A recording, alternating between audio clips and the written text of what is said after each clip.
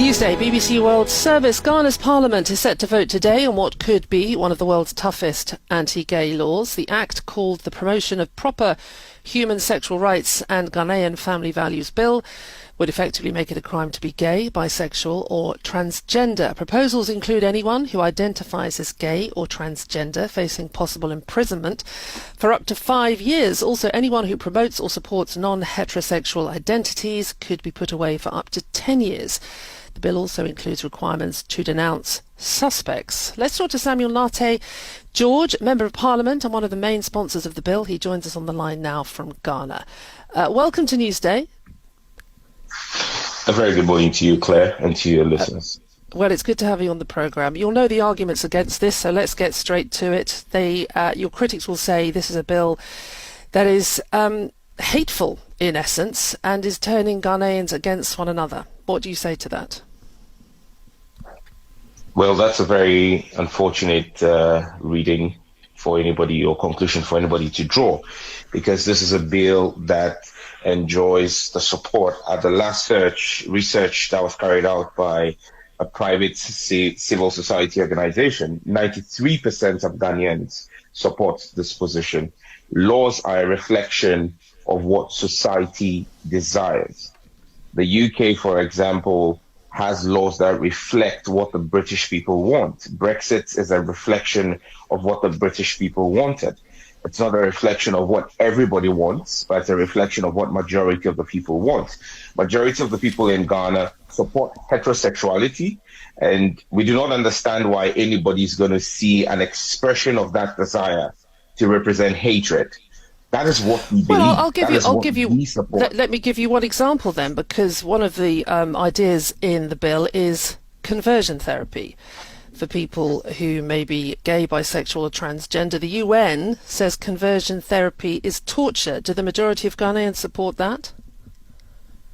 Well, again, that's a question of both things. I mean, and that's the interpretation that you're putting on it. In the bill, you don't see us say we're offering conversion therapy. Nowhere in the bill is that. You are suggesting conversion therapy. What we discuss in the bill, or what is offered in the bill, is approved medical treatment that is approved by the Ghana Medical Association. And that is the standard in Ghana. The Ghana Medical Authority and Ghana Medical Association approves all medical treatments that are given. So in the bill, there is no talk of conversion what is therapy. That if not conversion therapy against the will of the people who may be gay, bisexual or transgender?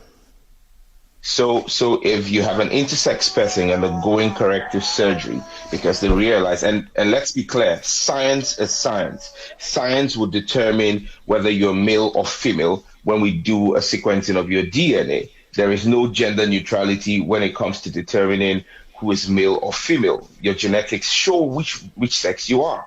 And so if you're an intersex person, for example, and there is corrective surgery to help make your dominant gene reflective in your sexual orientation, how then is that seen to be conversion therapy? Well, because you're going against international law, though, aren't you? If the UN says this is torture, then that is what you are doing. You are going against international definitions. Claire, the UN has not said approved medical treatment is torture. You are saying so. The UN does not determine what is medical treatment in Ghana. Ghana is governed by its own laws, not by the UN. And let's be clear, the UN has not made homosexuality a human right.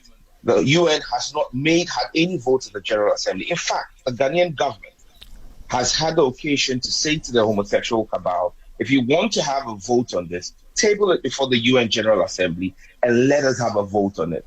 And then we will be guided by it. But to come in through the window and say that the UN has banned a conversion therapy, nowhere in our bill does the bill talk about conversion therapy. Okay, is the Pope wrong then? The Pope Francis said last year that he thinks same-sex couples should be allowed to have civil unions. He said homosexual people have the right to be in a family. They are children of God and have the right to a family. The head of one of the largest Christian faiths in the world. Is he wrong? Well, the Pope has expressed his opinion. The Catholic Church has not taken a definitive decision on that. And let me give you a typical example.